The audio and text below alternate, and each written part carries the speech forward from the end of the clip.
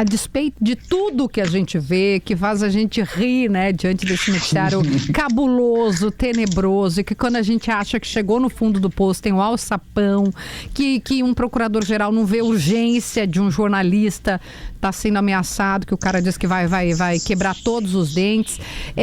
Otávio, eu queria começar por algo que eu te ouço falar já e te assisto, né, na Globo News, que é a contaminação do Estado brasileiro, das instituições do poder, agora numa outra prateleira, né, numa outra porta do armário. Porque você fala já há algum tempo de Rio de Janeiro, de milícia, de controle, né, do que a gente conseguia ver com mais clareza.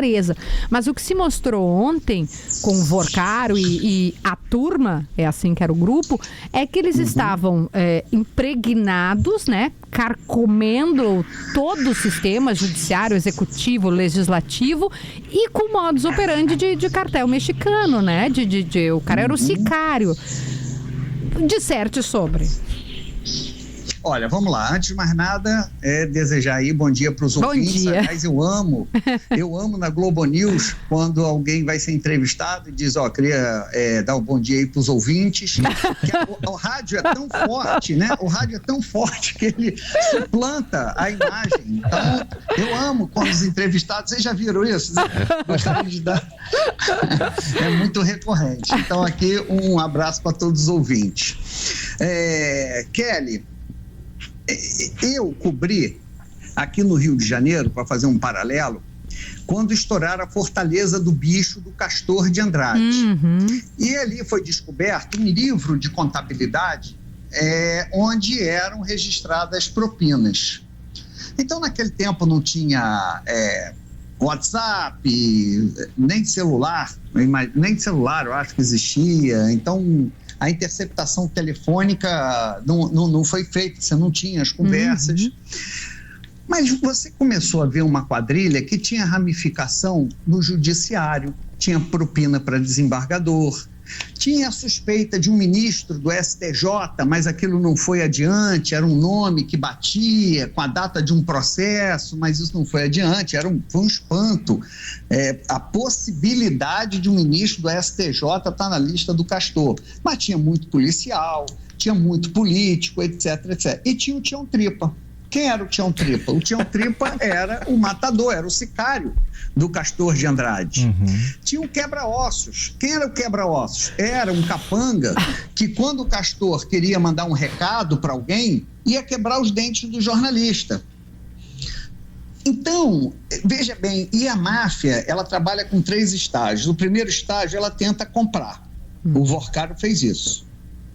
Tentou e comprou muita gente, né? O setor de fiscalização do Banco Central estava comprado. Funcionário de carreira do Banco Central, gente. Não, diz o presidente Valdemar que é meio mundo, né, que está envolvido. Meio mundo. Diz o seguinte: se soltar uma bomba, meio mundo morre e outro meio mundo fica tonto, né? Com esse caso. Agora, então a máfia, quando ela compra, quando não consegue comprar, ela difama. Ela começa a fazer uma campanha de difamação, e a gente vai lembrar que o Vorcaro contratou influencers para difamar o Banco Central, que estava no bolso dele, dizendo que ele agiu rápido demais, se precipitou. Lembra disso? Claro, um daqui, inclusive, um do Rio Grande do Sul, que deu entrevista para vocês no Estúdio I, Rony Gabriel, pode ser?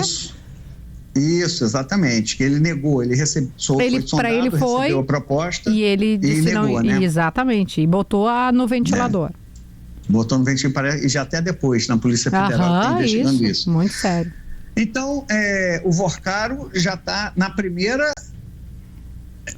estágio da máfia, ele fez, comprou. Comprar. Quando quem ele não conseguiu comprar, difamou.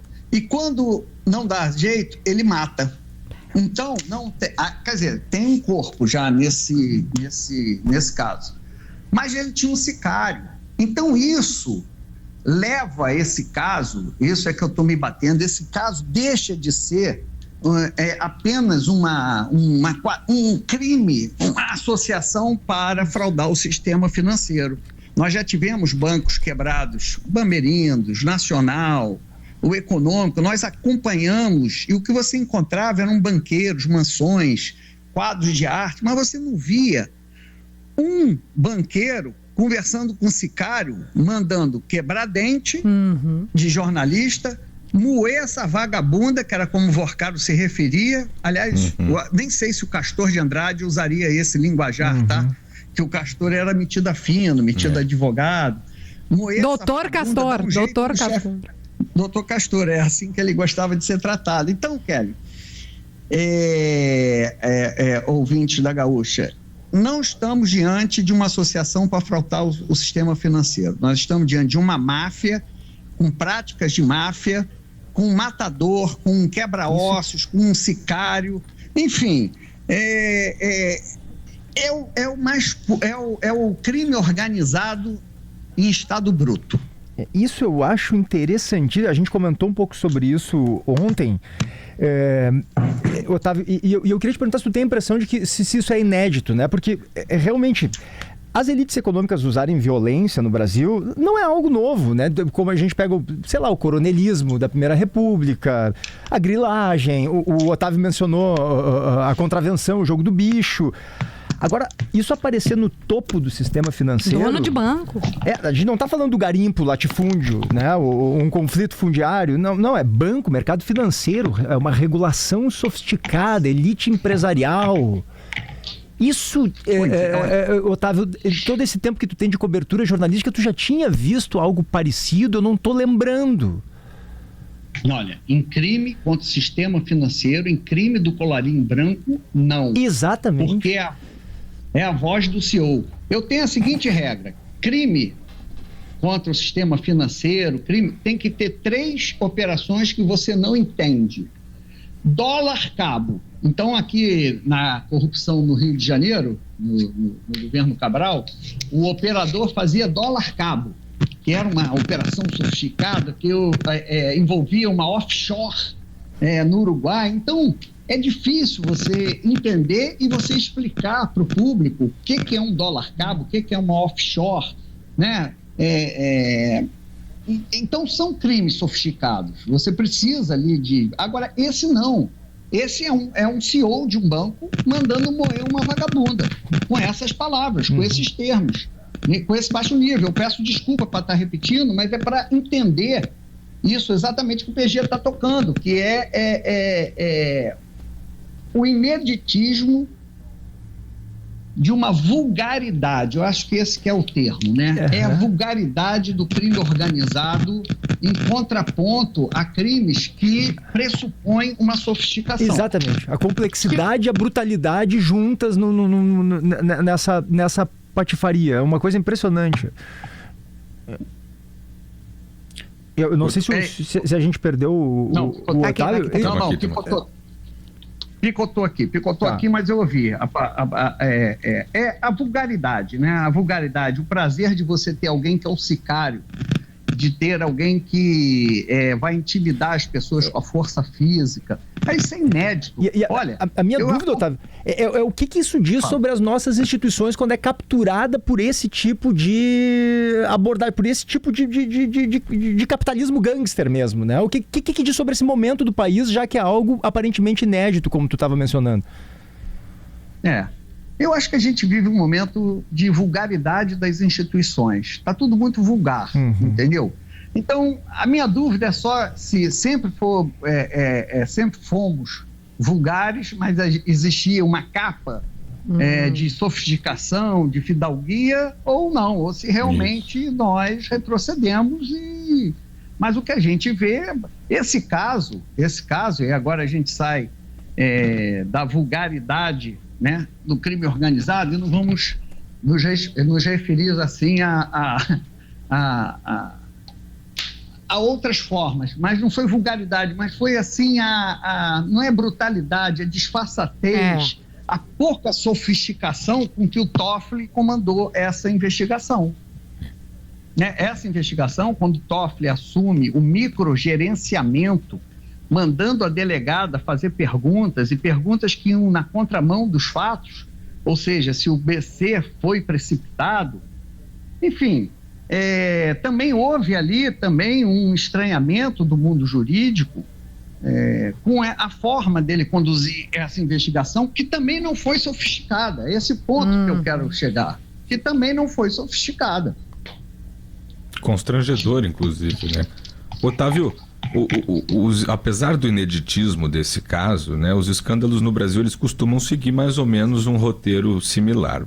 Primeiro, a imprensa revela o escândalo, aí a sociedade se espanta, os envolvidos dizem que não sabiam de nada, que não estavam envolvidos. Depois pode acontecer uma CPI, né, que se acontecer provavelmente não dá em nada, ou uma delação. De repente, a Malu Gaspar hoje inclusive falou na coluna dela que na visão dela a única saída para o Vorcaro seria fazer uma delação.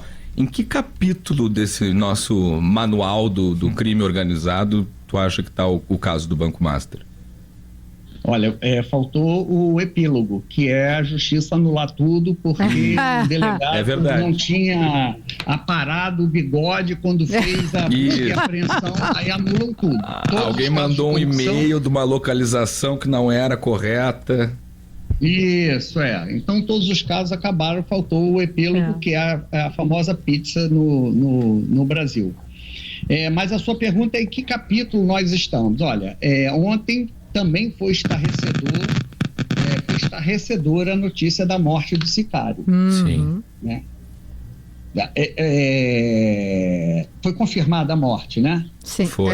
Quer dizer, né? Primeiro foi, depois não foi, depois agora está sendo. O sicário, só lembrando que era o Capanga, aquele chefe dos capangas que se matou, né? Tirou a própria vida. Enfim, então, isso aí foi um erro grosseiro da Polícia Federal. A Polícia Federal perdeu ali uma importante... A gente pode... Testemunha não porque ele era réu, mas ali um potencial delator. Né? Porque a delação, você tem que delatar para cima. O chefe da organização não pode delatar, porque ele não pode delatar para baixo. É isso que eu tenho uma dúvida. Se o Vorcaro pode delatar. Então, quem segue a lei estrita, no estrito senso, né, diz, ele não pode, porque ninguém pode delatar para baixo. Né? Ninguém pode dizer, realmente, eu mandei o sicário quebrar os ossos dele, ele foi lá e quebrou. Isso não pode estar na delação. A delação pode o sicário dizer que recebeu a ordem. Você só pode delatar para cima. Mas outra interpretação da lei que já me fizeram é o seguinte: bom, se ele denunciar altas autoridades da República, ele está denunciando para cima. Mostra que ele não era o topo da pirâmide. Então, provavelmente a gente vai ter essa discussão, né? Mas eu vejo a situação do Vorcaro muito complicada, porque as provas de corrupção no Banco Central, na diretoria de fiscalização, não está apenas nas trocas de mensagens, que já bastaria, né? Eu acho que já bastaria isso para você comprovar a corrupção, mas tem pagamento, 1 milhão de consultoria disfarçada ali pelos serviços prestados do Banco Central. Então você tem essa prova, você tem também muitas provas de fraudes financeiras cometidas pelo banco. Vem aí o caso das previdências estatais, né? Estaduais, municipais, que também vai ser outro enrolo. Então, assim, ele, num país sério, não tem como escapar. Num país sério, o Vorcaro não tem como escapar. E as possibilidades dele usar as artimanhas num país não sério estão se esgotando. Eu queria aproveitar esse ponto sobre país sério ou não sério para te perguntar, Otávio, justamente sobre essa narrativa que se convencionou, se estabeleceu no Brasil e que em grande medida é verdadeira, sobre um colapso institucional, né? Que é sobre as instituições não estarem funcionando, sobre terem todas sido capturadas por pilantras, enfim. E nesse caso específico não foi diferente. A gente vê, né, que houve problemas no Supremo, no Banco Central, mas a Polícia Federal agora investigou, o Ministério Público sustentou a apuração, o próprio Banco Central abriu uma investigação administrativa, quer dizer, houve um bloqueio bilionário de bens, quer dizer, em alguma medida parece que as instituições funcionaram, embora houvesse muitas figuras dentro delas tentando sabotá-las ali por dentro. Qual é a tua impressão, Otávio? As instituições funcionam no Brasil? Isso mostra que elas ainda conseguem avançar com todos os problemas que têm? Funcionam, conseguem avançar e, recentemente, no caso ali da tentativa de golpe de Estado, mostraram vigor, que é, inclusive, ressaltado mundo afora. Então, o Banco Central tinha uma diretoria de fiscalização capturada, comprada pelo Vorcaro, mas foi o Banco Central que liquidou o banco. Ao final das contas, uma compra desse banco pelo BRB usando dinheiro público, e o Vorcaro continuaria à frente da instituição que foi barrada também por pareceres técnicos, por pressão da oposição. Então, funciona também.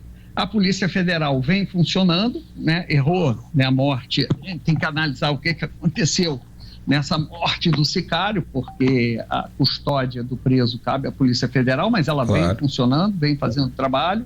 O Ministério Público Federal, você pode fazer uma consideração e outra, e eu faço, sobre ele não ver urgência na prisão, né, do Vorcaro, do sicário, nesse ponto, mas não pode dizer que é uma instituição que está rendida. E o STF, com todos os seus problemas, sofre por não ter... O STF está errando porque está transformando um problema particular num problema institucional. O problema do Toffoli é particular. Ele que tem que dizer como comprou o resort, se vendeu para Vorcaro, se o dinheiro foi para os irmãos ou se foi só para ele, por que foi só para ele. Isso é um problema dele, é um problema de CPF. E ao abraçar o Toffoli e dizer que não vê problema em ele investigar, eles transformaram um problema particular num problema institucional. Mas não dá para dizer que o STF não funciona. Eu queria pegar esse gancho, Otávio, porque a gente, primeiro, né, com toda aquela repercussão, as informações trazidas pelo Lauro, pela Malu, de contrato de esposa de ministro em valor estratosférico, que a comunidade jurídica se espantou, né, que, olha, tem casos que tem, mas não desse tipo, nessa área, enfim, isso. Aí o Supremo fica ali, essas condutas levam a imagem do Supremo para tudo isso que a gente viu. Aí o ministro Fachin, isoladamente, acho que só a Carmen Lúcia com ele, leva o tema, temos aquela reunião, as informações foram divulgadas, o teor pelo Poder 360, e que mostram que era todo mundo Toffoli Futebol Clube, eu acho que até tinha essa expressão. E alguém grava a reunião, né? Porque, né, as frases estão ipsis literis, né? As frases não estão assim, talvez alguém... dos 10 gravou. Pois então eu queria te perguntar um pouco disso, assim, né? Até ontem eu falava com o Gabriel e com o PG, se tivesse ficado Toffoli na relatoria, a gente teria visto essa operação de ontem? Talvez não. Então, olha, bora lá. Eu faço a seguinte ponderação. Uma coisa é você atrapalhar a investigação. A outra coisa é você prejudicar a investigação. Prejudicar é quando você não permite que a Polícia Federal coloque a mão numa prova, ou seja, obstruir justiça, né? Eu acho que o Toffoli estava no estágio de atrapalhar, mas ele não conseguiu, não sei se o intento dele era esse, impedir, porque tem 100 celulares, quer dizer, as provas estão ali. O que estava havendo era um processo de microgerenciamento que atrapalhava o andamento da investigação. Mas eu não vejo sinais dele ter obstruído provas. Mas está tudo sobre sigilo do sigilo do sigilo. Ele impôs um sigilo ainda maior, exato. Maior. Então, assim, isso tudo atrapalhava. E o que precisa ser investigado é se ele tinha interesse em obstruir justiça, ou seja, deixar o Vorcaro impune e melar toda essa investigação para se proteger ou proteger parte da República. E o Centrão, Otávio, que eu te vi falar também, né? Porque não se consegue blindar tanto se você não tiver os personagens certos, né? Os líderes certos. A gente viu agora a troca de mensagens do Ciro Nogueira, né? Com uma relação muito próxima. O que a gente... De onde menos se espera é daí que não sai nada, né? O que nós temos, de fato, uma proximidade grande do Ciro com o Vorcaro. Ok, pode dizer, o Vorcaro fala em amizade, mas não é uma amizade desinteressada. Foi o Ciro Nogueira quem apresentou aquele projeto de lei que aumentava a cobertura do fundo de garantia para transações e iam beneficiar o Vorcaro. Então, pode ser amizade, mas não é desinteressada. Ninguém dá carona para político em jatinho, para helicóptero, nem para ministro do STF, apenas por amizade. Não é desinteressada. Ou você acha que o empresário que emprestou o jatinho para o Toffoli e veio a final lá do Palmeiras era uma amizade desinteressada? Não é, inclusive é senador, né? Não é. Então, assim, tem que parar com essa hipocrisia de qual o problema, é amizade.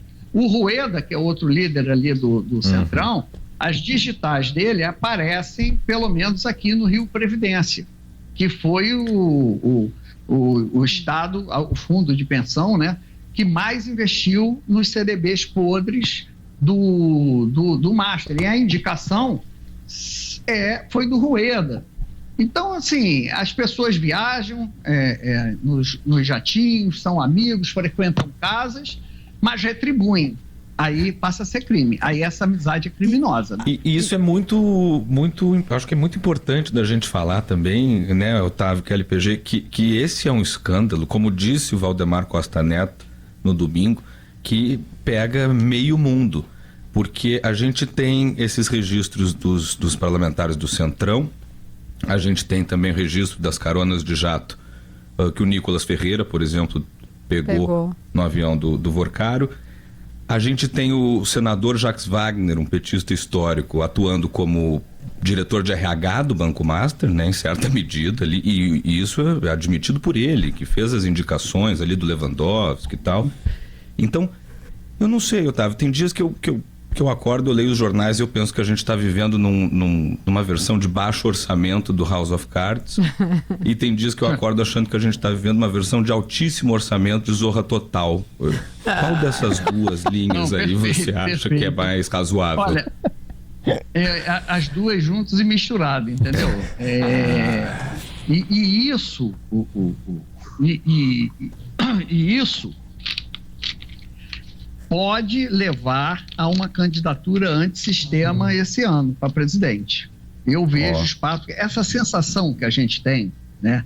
Não sabe se entre Zorra Total e House of Cards, os dois juntos e misturados, eles abrem uma brecha tremenda para o discurso do antissistema. Né? Conta tudo isso aí... É tudo ladrão, é tudo comprado. Essa é uma sensação. Quando você vê um escândalo dessa magnitude, envolvendo senadores, dúvidas sobre lisura de ministros do STF na conduta do caso, do Executivo, unindo o PT ao PL, né? Então, uma coisa suprapartidária, esses tentáculos todos, isso leva para a possibilidade de uma candidatura antissistema, que todas as candidaturas antissistemas que eu vi, elas não melhoraram a política, pelo contrário, né, são demagógicas e tão ou mais corruptas quanto o que eles dizem combater. Então, acho que a mistura do House of Cards com o Zorra Total, como você definiu muito bem, abre uma brecha muito forte por uma candidatura antissistema, que não seja nem o Flávio, não sei se o Flávio terá a capacidade de incorporar o antissistema como Bolsonaro teve em 2018, mas abre uma brecha para como eu digo, uma mãe não passei no psicotécnico da vida ainda.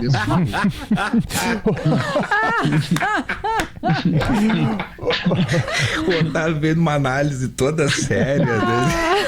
Encerra com isso. Tu sabe que tem uma pergunta que eu preciso te fazer também, Otávio. É se na tua avaliação, o senador Alessandro Vieira disse que acha que a gente está próximo de ver ministros de cortes superiores processados e presos por conta da infiltração do crime organizado, né? O senador Alessandro Vieira é relator da CPI do crime organizado. Eu queria saber a tua avaliação sobre isso. Se daqui a pouco a gente vai ver mesmo um impeachment de ministro ou até um ministro preso. Olha, são possibilidades previstas na lei, né? Tanto impeachment como prisão de ministro, ninguém está acima da lei. Em tese. Mas aí tem que ver a investigação. Quer dizer, o Alessandro Vieira está defendendo essa tese há muito tempo, ele defende a CPI da toga. Eu fui muito crítico da quebra de sigilo que ele fez na CPI do crime organizado. Eu entendi que ali foi E o argumento dele é o seguinte: olha, a gente abriu a CPI para investigar facções, né? PCC, Comando Vermelho, mas o que se está vendo no caso do Worcaro é uma sofisticada organização criminosa. E aí ontem veio o caso do Sicário. Eu sou obrigado a reconhecer que eu estava errado e ele estava certo. Trata-se de crime organizado mesmo. Então, eu não sei quais informações que o senador tem para dar esse tipo de afirmação. Não tenho esses elementos para ter a mesma convicção do senador.